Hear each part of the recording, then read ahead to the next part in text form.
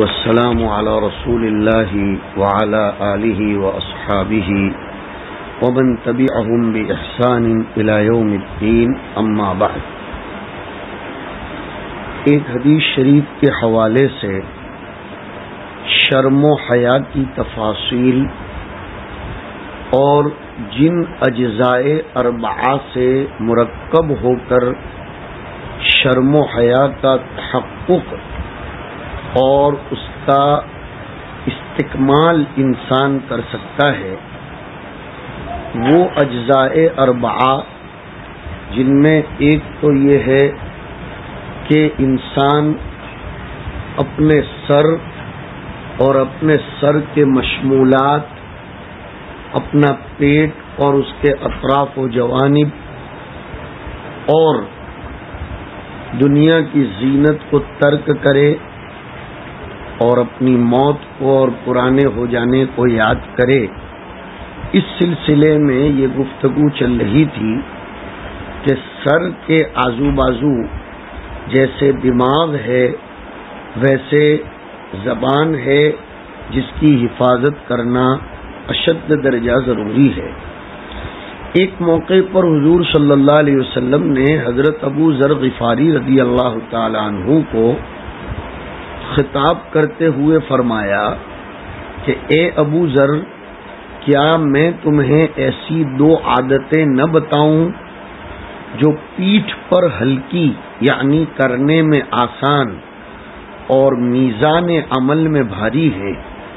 میں نے عرض کیا ضرور بتائیں. تو آپ نے فرمایا ایک تو ہے لمبی خاموشی اور دوسری ہے خوش اخلاقی. پھر آگے حضور نے فرمایا قسم ہے اس ذات کی جس کے قبضے میں میری جان ہے، مخلوق نے ان دو عادتوں سے بڑھ کر کوئی عمل نہیں کیا. رواہ البیہقی فی شعب الایمان. اسی طرح بیہقی شریف میں ایک روایت آئی کہ انسان کا خاموشی کو اختیار کرنے کا مرتبہ 60 سال کی عبادت سے بڑھ کر ہے. اور بخاری کی وہ روایت تو ہم نے کئی دفعہ سنی، بڑی مشہور ہے، لیکن خدا اس کو سمجھنے اور عمل کی توفیق دے کہ حضور نے فرمایا جو شخص مجھ سے اس چیز کی ضمانت لے لے کہ اس کے دو جبڑوں کے درمیان یعنی زبان اور اس کی شرمگاہ کی حفاظت کرے گا تو میں اس کے لیے جنت کی ضمانت لیتا ہوں. ایک حدیث میں حضرت بلال ابن حارث رضی اللہ تعالی عنہ ارشاد نبوی نقل فرماتے ہیں کہ بے شک آدمی کوئی خیر کی بات زبان سے نکالتا ہے مگر اس کے درجے کو نہیں جانتا کہ اللہ تعالیٰ اس بات کے ذریعے اس کے لیے قیامت تک اپنی رضا کو لکھ دیتا ہے. اور آدمی کبھی اس کا الٹا کوئی بری بات کہتا ہے تو اس کے درجے کو بھی نہیں جانتا کہ اللہ تعالیٰ اس کی وجہ سے قیامت تک اس سے اپنی ناراضی فرما دیتا ہے. یہ ارشادات مبارکہ ہمیں بتاتے ہیں کہ زبان کی حفاظت کتنی زیادہ اہم اور ضروری چیز ہے. اس کو ملحوظ رکھے بغیر اللہ تعالیٰ سے شرمانے کا حق ہرگز ادا نہیں ہو سکتا. زبان کے ذریعے جن گناہوں کو انسان کرتا ہے یا زبان جن معاصی کے کرنے کا ذریعہ بنتی ہے وہ بے شمار ہیں. زبان میں کئی ایک امراض ہیں. امام غزالی رحمۃ اللہ علیہ نے احیاء العلوم میں زبان کے گناہوں کو، زبان کی بیماریوں کو 20 چیپٹرز میں سمیٹا ہے جن میں انسان زبان کے ذریعے مبتلا ہوتا ہے. مختصراً ان گناہوں کا ذکر کر کے بعضوں پر تفصیل سے ہم گفتگو کریں گے. زبان میں پائے جانے والے گناہ امام غزالی رحمۃ اللہ علیہ کے سروے کے مطابق 20 ہیں.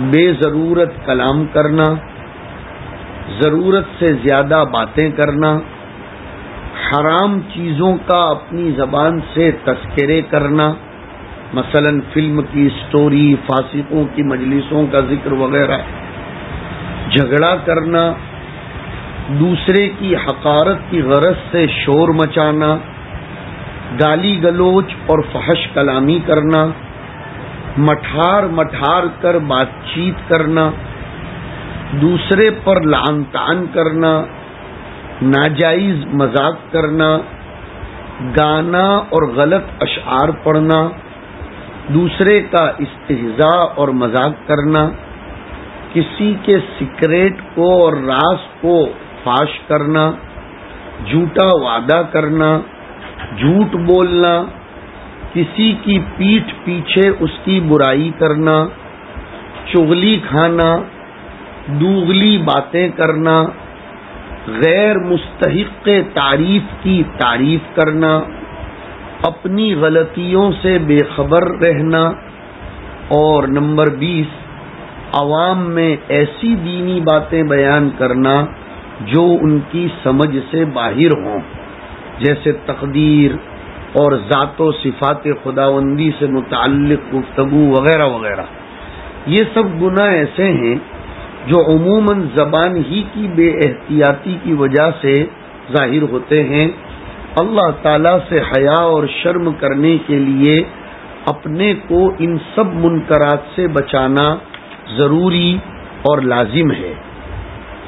اب میں اس کی تفصیل کرتا ہوں کہ زبان کے ذریعے سے سب سے زیادہ ہمارے معاشرے میں جو گناہ کا ارتکاب ہوتا ہے اور انسان بے حیائی کا ثبوت دیتا ہے وہ جھوٹ بولنا اور جھوٹی گواہی دینا ہے۔ قرآن میں جھوٹ بولنے والوں پر لعنت کی گئی ہے کہ فنجعل لعنت اللہ علی الکاذبین، اور احادیث مبارکہ میں تو مختلف انداز سے جھوٹ کی شناعت اور قباحت کو بیان فرمایا گیا ہے۔ ترمذی کی روایت میں آیا کہ جب آدمی جھوٹ بولتا ہے تو جھوٹ کی بدبو کی وجہ سے جو اس نے بولا ہے رحمت کا فرشتہ اس سے 1 میل دور تک چلا جاتا ہے۔ اب اندازہ لگاؤ ایسی حالت میں اس کے لیے رزق کی برکت کیسے ہوگی، اس کی موت ایمان پر کیسے آئے گی، اس کی زندگی میں خیر و برکت اور عافیت کیسے نصیب ہوگی، العیاذ باللہ۔ حضور نے سچائی کو اختیار کرنے اور جھوٹ سے بچنے کی نہایت تاکید فرمائی ہے۔ عبداللہ ابن مسعود نقل کرتے ہیں کہ حضور نے فرمایا، متفق علیہ روایت ہے کہ سچ کو لازم پکڑو، اس لیے کہ سچ بولنا نیکی کی طرف لے جاتا ہے اور نیکی جنت تک پہنچا دیتی ہے، اور آدمی برابر سچ بولتا رہتا ہے اور سچ کا متلاشی رہتا ہے، یہاں تک کہ اللہ کے نزدیک اس کا نام صدیقین میں لکھ دیا جاتا ہے۔ اور جھوٹ سے بچتے رہو، اس لیے کہ جھوٹ فسق و فجور کی طرف لے جاتا ہے اور فسق و فجور جہنم تک پہنچا دیتا ہے، اور آدمی برابر جھوٹ بولتا ہے اور جھوٹ کو تلاش کرتا رہتا ہے، یہاں تک کہ اللہ کے یہاں اس کا نام جھوٹوں میں لکھ دیا جاتا ہے۔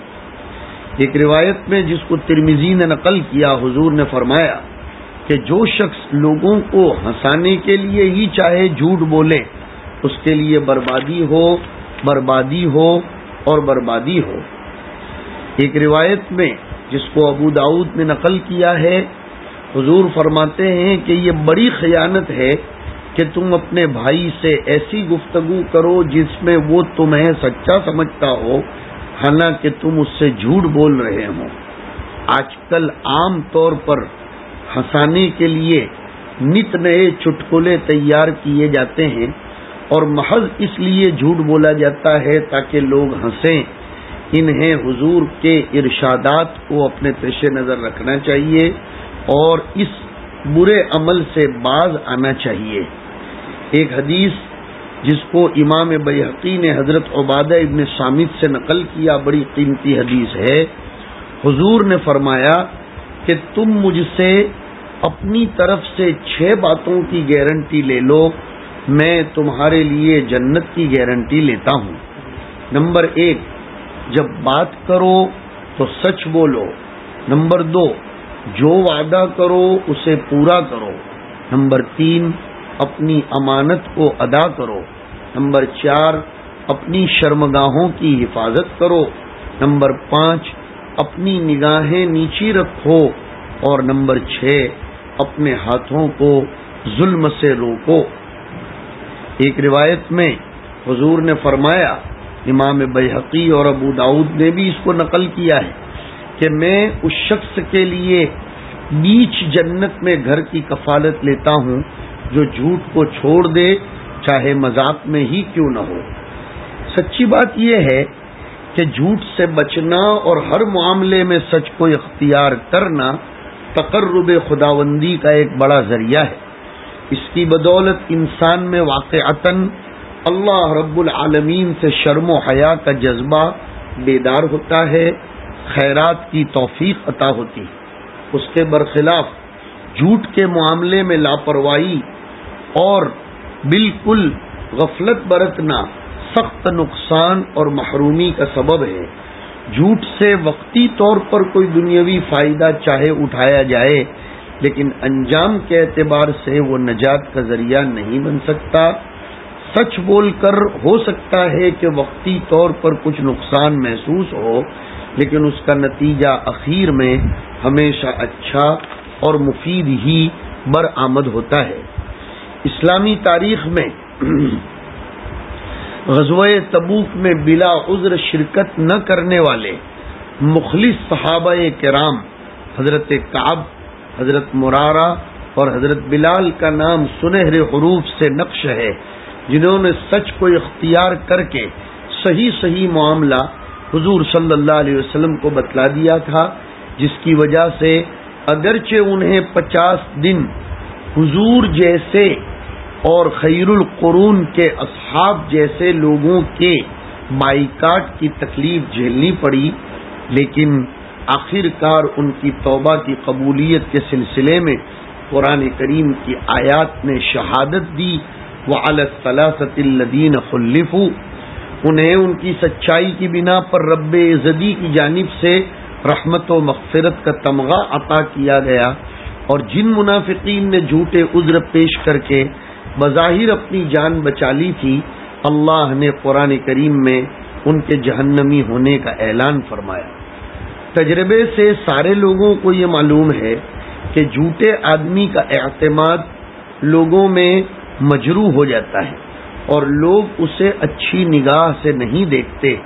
یہی وجہ ہے کہ صحابہ فرماتے ہیں کہ حضور کو جھوٹ سے زیادہ کوئی صفت ناپسند نہیں تھی۔ حضور کا یہ بھی ارشاد ہے کہ مومن میں ہر صفت ہو سکتی ہے، لیکن وہ جھوٹا نہیں ہو سکتا۔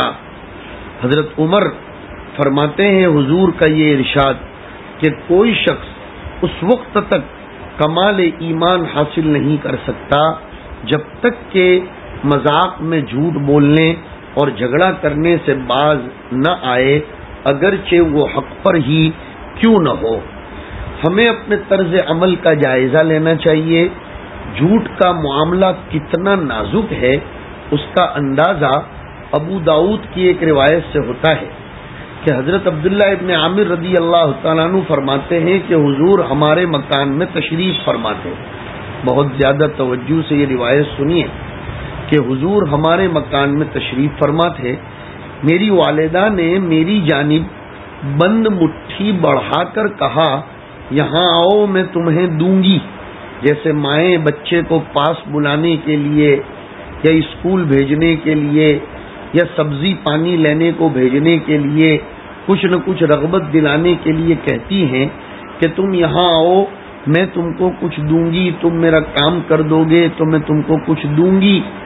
حضور نے میری والدہ سے ارشاد فرمایا کہ کیا واقعتاً تمہارا اسے کچھ دینے کا ارادہ تھا؟ کیا دینے کا ارادہ تھا؟ میری والدہ نے جواب دیا کہ میں اسے کھجور دینا چاہتی تھی۔ اب سنیے، حضور نے ارشاد فرمایا کہ اگر تم اسے کھجور نہ دیتی تو تمہارے نامہ اعمال میں ایک جھوٹ لکھ دیا جاتا۔ اس سے پتہ چلا کہ بہت سی ایسی باتیں جنہیں ہمارے معاشرے میں جھوٹ نہیں سمجھا جاتا، ان پر بھی جھوٹ کا گناہ ہو جاتا ہے۔ بچوں کو جھوٹی تسلیاں دینا، جھوٹے وعدے کرنا عام طور پر ہر جگہ رائج ہے اور اسے جھوٹ سمجھا ہی نہیں جاتا، حالانکہ ارشاد نبوی کے مطابق یہ بھی جھوٹ میں داخل ہے۔ اسی طرح ہنسانے کے لیے اور محض تفریح تباہ کے لیے جھوٹ بولنے کو گویا کہ حلال سمجھا جاتا ہے اور اسے قطعاً عیب کی چیز شمار نہیں کیا جاتا، جبکہ اس مقصد سے جھوٹ بولنا بھی سخت گناہ ہے۔ خرید و فروخت کے معاملے میں ہمارے دکاندار، تجارت پیشہ، بزنس مین، لاری چلانے والے وغیرہ لوگ بھی سنیں کہ خرید و فروخت کے معاملے میں بھی دل کھول کر جھوٹ بولا جاتا ہے اور قطعاً اس کے گناہ ہونے کا احساس نہیں کیا جاتا۔ تجارت کرنے والے کے پیش نظر بس یہ رہتا ہے کہ اس کی دکان کا مال بکنا چاہیے، چاہے جھوٹ بولنا پڑے۔ گاہکوں کو لبھانے کے لیے طرح طرح کے ہتھ کنڈے استعمال کیے جاتے ہیں۔ چند روزہ نفع کے لیے آخرت کی محرومی مول لی جاتی ہے۔ اسی لیے حضور نے فرمایا ترمذی شریف کی روایت میں کہ اکثر تاجر قیامت کے دن فاجروں کی صف میں اٹھائے جائیں گے، سوائے ان تاجروں کے جو اللہ سے ڈرے اور نیکی کرے اور سچ بولے۔ حضور نے تو ایک مرتبہ صحابہ سے خطاب کرتے ہوئے فرمایا تاجر ہی فاجر ہیں۔ صحابہ نے عرض کیا اللہ کے رسول، کیا اللہ نے بیع کو اور تجارت کو حلال نہیں فرمایا؟ پھر بیع کرنے والے فاجر کیسے ہوں گے؟ حضور نے جواب دیا کہ جی ہاں، خرید و فروخت حلال تو ہے، مگر یہ تاجر قسمیں کھا کھا کر گنہگار ہوتے ہیں اور جب بات کرتے ہیں تو جھوٹ بولتے ہیں، جس کو ترغیب والی کتاب میں نقل کیا گیا ہے۔ حضرت ابو ذر غفاری فرماتے ہیں کہ حضور نے ارشاد فرمایا 3 آدمی ایسے ہیں جن کی طرف اللہ رحمت کی نظر نہیں فرمائے گا اور نہ ہی ان کا تزکیہ کرے گا، ان کو قیامت کے دن گناہوں سے پاک صاف کرے گا، ایسا نہیں ہوگا، ان کو دردناک عذاب ہوگا۔ میں نے عرض کیا یا رسول اللہ، ایسے بدنصیب لوگ کون ہوں گے؟ حضور نے فرمایا نمبر 1، جو اپنے کپڑے کو ٹخنے سے نیچے لٹکائے، چاہے پینٹ ہو، چاہے لنگی ہو، چاہے عربی جبہ ہو، چاہے جو ہو۔ نمبر 2، جو صدقہ کر کے احسان جتائے، اور نمبر 3، جو اپنے سامان کو جھوٹی قسم کے ذریعے فروخت کرے۔ رواہ مسلم۔ آج حال یہ ہے کہ عام طور پر دکاندار اپنے مال کو بیچنے کے لیے کم درجے کے مال کو اعلیٰ کوالٹی کا بتاتے ہیں یا قیمت کے بارے میں بے دھڑک جھوٹ بول دیتے ہیں، اور اگر گاہک کسی کمپنی کا سامان مانگے تو یہ نہیں کہتے ہمارے پاس اس کمپنی کا مال نہیں ہے، دوسری جگہ سے لے لو، بلکہ یہ کہہ کر گاہک کو دھوکہ دیتے ہیں کہ تم جس کمپنی کا مال مانگ رہے ہو اس کا مال تو بازار میں آ ہی نہیں رہا ہے، دوسری کمپنی کا مال خرید لو تاکہ اس کے یہاں رکھا ہوا مال بک جائے۔ یہ بھی جھوٹ ہے۔ پرانے مال پر نیا لیبل لگا دیتے ہیں، یہ بھی جھوٹ۔ مال کی تعریف میں زمین و آسمان کے قلابے ملا دیتے ہیں، یہ بھی جھوٹ ہے۔ ہمیں چاہیے اللہ پر بھروسہ کر کے سچائی اور دیانتداری کے ساتھ کمائی کریں گے تو اللہ تعالیٰ دنیا میں بے حساب برکت عطا فرمائے گا اور آخرت میں بھی ان کا حشر حضرات انبیاء، صدیقین، شہداء اور صالحین کے ساتھ ہوگا۔ شیطان نے اس زمانے میں جھوٹ کے پھیلاؤ کے لیے الگ الگ طریقے ایجاد کر رکھے ہیں۔ انہی میں سے ایک طریقہ لوگوں کی جھوٹی تعریف کرنے، بے سر و پا القاب دینے کی بھی ہے، اور تو اور خود علماء بھی اس بارے میں احتیاط نہیں کرتے۔ جلسوں کے اشتہارات میں اس جھوٹ کی بھرمار ہوتی ہے، حتیٰ کہ ایک معمولی شخص کے ساتھ ایک ایک 2 لائن کے آداب و القاب لگا کر مکمل جھوٹ کا اظہار کیا جاتا ہے۔ اسی طرح مقرروں کے تعارف، سپاس ناموں اور منقبتی نظموں میں وہ مبالغہ آرائی کی جاتی ہے کہ الامان والحفیظ، پھر طرح یہ کہ اس عمل کو جھوٹ سمجھا بھی نہیں جاتا، کمال سمجھا جاتا ہے۔ اللہ کی نظر میں یہ عمل نہایت ناپسندیدہ عمل ہے، خاص کر جب کسی نااہل اور فاسق و فاجر کی تعریف کی جاتی ہے، جیسے کہ آج کل لیڈروں اور افسران کی خوشامد وغیرہ کا طریقہ ہے، تو اس گناہ کی وجہ سے عرش خداوندی تک کانپ اٹھتا ہے۔ مشکات شریف جلد نمبر 2 میں حضرت انس کے حوالے سے ایک روایت آئی جس کی طرف عام طور پر لوگوں کا دھیان نہیں جاتا۔ حضور نے فرمایا اذا مدح الفاسق غضب الرب تعالی واہتز له العرش، کہ جب فاسق شخص کی تعریف کی جاتی ہے تو اللہ رب العزت کو غصہ آتا ہے اور اس کی بنا پر عرش خداوندی حرکت میں آ جاتا ہے۔ مالداروں، عہدیداروں اور فاسق و فاجر لوگوں کی تعریف کرنے والے لوگ اس حدیث سے عبرت حاصل کریں اور سوچیں کہ وہ اپنی زبان کو اس گناہ میں مبتلا کر کے کس قدر بے حیائی کا ثبوت دیتے ہیں۔ پھر چونکہ محض تعریف کرنا بھی اس معنی کر فتنے سے خالی نہیں ہے کہ جس شخص کی تعریف کی جا رہی ہے بہت ممکن ہے کہ وہ اپنی تعریف سن کر عجب اور تکبر میں مبتلا ہو جائے، اپنے باطنی عیوب اس سے پوشیدہ ہو جائیں۔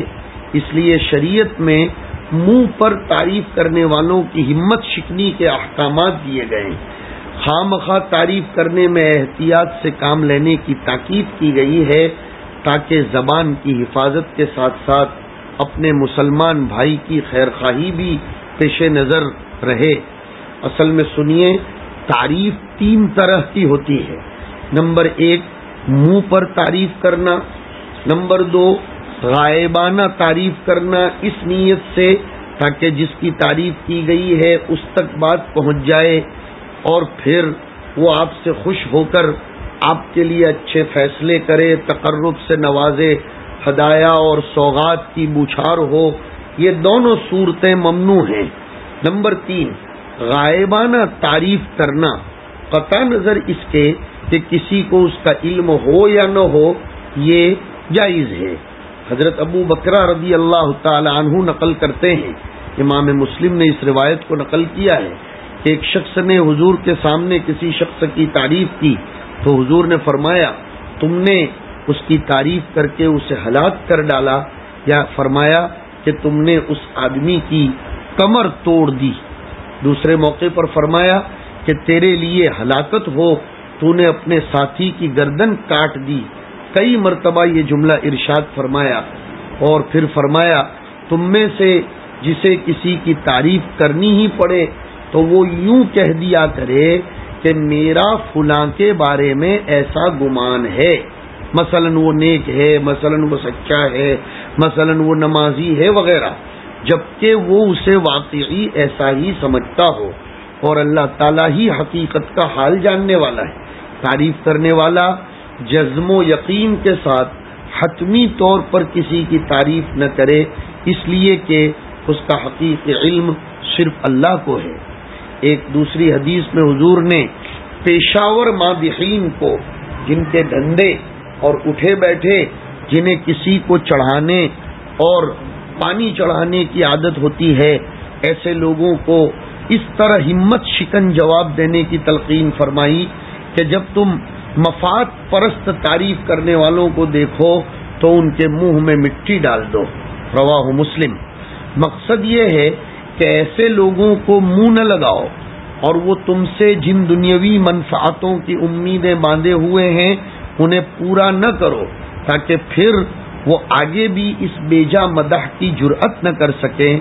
الغرض حیائے خداوندی کا تقاضا یہ ہے کہ ہم اپنی زبان کو ہر اس چیز سے محفوظ رکھیں جس میں جھوٹ اور خلاف واقعہ ہونے کا شائبہ پایا جاتا ہو۔ ہمیں حتی الامکان اللہ سے شرم کو ملحوظ رکھنا چاہیے، اور کسی کی بیجا تعریف کرنا، زیادہ تعریفیں کرنا، یہ واقعتاً اس شخص کو آگے چل کر اصلاح سے مستغنی بھی کر دیتا ہے، اور پھر اس کے لیے اصلاح کے دروازے بند ہو جاتے ہیں، اس لیے کہ وہ اپنے زعم میں اپنے کو کامل سمجھ لیتا ہے۔ پھر کسی سچے موقع پر بھی وہ اپنے بارے میں کوئی تبصرہ یا اصلاح طلب بات کو سننے کے لیے کسی بھی اعتبار سے تیار نہیں ہوتا۔ اس لیے ہمیں تعریفیں کرنے کی عادت نہیں ڈالنی چاہیے۔ ہاں، حوصلہ افزائی کے لیے کبھی کسی کے باب میں دو چار جملے کہہ دیے یا اظہار حقیقت کے لیے، بشرطے کہ ہمیں یقین ہو کہ یہ آدمی سوء ہضم کا شکار نہیں ہے، بلکہ وہ اپنی تعریف کو ہضم کر کے وہ عجب میں مبتلا نہیں ہوگا، تو پھر اس کی تعریف کی جا سکتی ہے۔ زبان کی برائیوں میں جیسے ابھی ایک برائی کا تذکرہ چلا کذب اور جھوٹ کا، ایک دوسری برائی ہے غیبت۔ میں نے ابھی تھوڑی دیر پہلے چارٹ دیکھا جو تازہ ترین بیانات کا ہمارے تبلیغ.com والوں نے نشر کیا ہے، اس میں غیبت کے باب میں رفیق مکرم محترم و موقر مولانا صلاح الدین سیفی زیدت معالیہم نے گزشتہ کل غیبت کے باب میں کافی توجہ دلا دی۔ اللہ تعالی ہمیں ان پر عمل کی توفیق نصیب فرمائے اور حضرت مولانا کی عمر میں عافیت و صحت و حفاظت سے برکت دے۔ اس لیے میں زبان کی دوسری بیماری غیبت کی طرف توجہ نہ دیتے ہوئے ایک تیسری بیماری کی طرف متوجہ ہو رہا ہوں۔ زبان میں ایک تیسری بیماری ہے گالم گلوچ اور فحش کلامی۔ زبان سے صادر ہونے والے بدترین گناہوں میں لعن طعن کرنا، فحش کلامی کرنا، یہ بد زبانی کسی بھی صاحب ایمان کو ہرگز زیب نہیں دیتی۔ زبان کے ذریعے ایذا رسانی کرنے والوں کو قرآن کریم میں سخت گناہ کا مرتکب قرار دیا گیا ہے۔ سورہ احزاب کی آیت نمبر 58 میں ہے کہ والذین یؤذون المؤمنین والمؤمنات بغیر ما اکتسبوا فقد احتملوا بہتانا واثما مبینا، کہ جو لوگ تہمت لگاتے ہیں مسلمان مردوں اور مسلمان عورتوں کو بدون گناہ کیے، تو اٹھایا انہوں نے بوجھ جھوٹ کا اور صریح گناہ کا۔ حضور نے بہت سی احادیث مبارکہ میں گالم گلوچ، بد زبانی اور فحش کلامی کی سخت مذمت فرمائی۔ حضور کے بعض ارشادات ایسے ہیں، فرمایا مومن پر لعنت کرنا ایسا ہی برا ہے جیسے اس کو قتل کرنا۔ کسی صدیق کو یہ زیب نہیں دیتا کہ وہ بہت لعنت کرنے والا ہو۔ فرمایا لعنت کرنے والے لوگ قیامت کے روز نہ تو سفارشی ہوں گے اور نہ گواہی دینے والے ہوں گے۔ رواہ ابو داؤد۔ فرمایا اللہ کی لعنت، اس کے غضب اور جہنم کے ذریعے آپس میں لعن طعن مت کیا کرو۔ فرمایا مسلمان کو گالی دینا فسق ہے۔ فرمایا سچا مومن لعنت باز نہیں ہوتا۔ ایک روایت میں فرمایا مومن کامل لعن طعن کرنے والا اور فحش اور بے حیائی کرنے والا نہیں ہوتا۔ اور اب خاص سنیے وہ لوگ جن کو زیادہ تر بددعائیں دینے کی عادت ہوتی ہے، لعن طعن کرنے کی عادت ہوتی ہے۔ ابو داؤد کی روایت میں فرمایا کہ جب کوئی شخص کسی چیز پر لعنت کرتا ہے تو اس کی لعنت آسمان کی طرف جاتی ہے، وہاں اس کے لیے دروازے بند ہوتے ہیں، پھر زمین کی طرف اترتی ہے تو اس کے دروازوں کو بھی بند پاتی ہے، پھر دائیں بائیں جانے کا راستہ ڈھونڈتی ہے، اور جب کوئی راستہ نہیں پاتی تو جس پر لعنت کی گئی ہے اس شخص کی طرف آتی ہے۔ اگر وہ لعنت کا مستحق ہے تو لگ جاتی ہے، ورنہ بڑا خطرناک جملہ لعنت کرنے والے پر لوٹ جاتی ہے، یعنی لعنت کرنے والے کی لعنت خود اسی کے گلے پڑ جاتی ہے۔ کامل مسلمان وہ ہے جس کے ہاتھ اور زبان سے عام مسلمان محفوظ رہیں۔ یہودی لوگ اپنی خباثت باطنی کی بنا پر جب حضور کی خدمت میں آتے تو بجائے السلام علیکم کہنے کے السلام علیکم کہا کرتے تھے، جس کے معنی موت کے ہیں۔ حضور نے اس کے جواب میں وعلیکم کہہ کر خاموش ہو جانا پسند فرمایا، یعنی ان کی بد دعا انہی کے منہ پر مار دی جاتی۔ لیکن حضرت عائشہ کو یہودیوں کی حرکت پر سخت غصہ آتا اور وہ جواب کے ساتھ ساتھ ان پر لعنت بھیجتی اور اللہ کی غضب کی بد دعا دیتی تھی. اس پر حضور نے حضرت عائشہ کو یہ نصیحت فرمائی جو بخاری شریف میں آیا، مہلن یا عائشہ علیک بالرفق وإیاک والعنف والفحش. عائشہ ٹھہرو، نرمی اختیار کرو، سختی اور بد کلامی سے اپنے آپ کو بچاؤ. اس بد زبانی اور فحش کلامی سے انسان کا وقار خاک میں مل جاتا ہے. وہ معاشرے میں، اپنے شاگردوں میں، اپنے چھوٹوں میں بے وقار ہو جاتا ہے، چاہے وہ کتنا ہی باصلاحیت اور اونچے عہدے پر ہو، لیکن بد زبانی، بات بات میں لعن طعن کرنا، بد کلامی کرنا، اس کی وجہ سے وہ لوگوں کی نظروں سے گر جاتا ہے. اس لیے اپنی عزت اور وقار کی حفاظت کے لیے بھی زبان پر کنٹرول کرنا، اسے بد کلامی سے محفوظ رکھنا ضروری ہے. آج جب ہم اپنے مسلم معاشرے کی طرف نظر اٹھاتے ہیں تو یہ دیکھ کر سر شرم سے جھک جاتا ہے کہ ہمارے یہاں گالیاں لوگوں کا تکیہ کلام بن چکی ہے.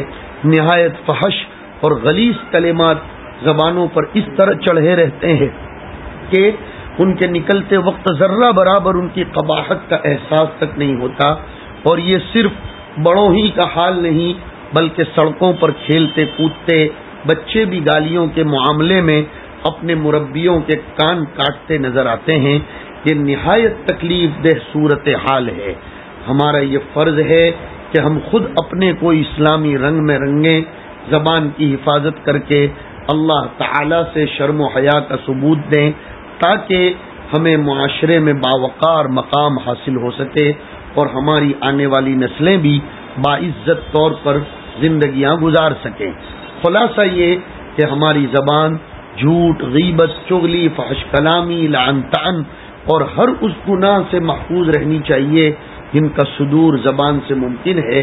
اسی صورت میں ہم ارشاد نبوی فلیحفظ الرأس وما وعا پر صحیح معنی میں عمل پیرا ہو سکتے ہیں. وصلی اللہ علی النبی الکریم برحمتک یا ارحم الراحمین.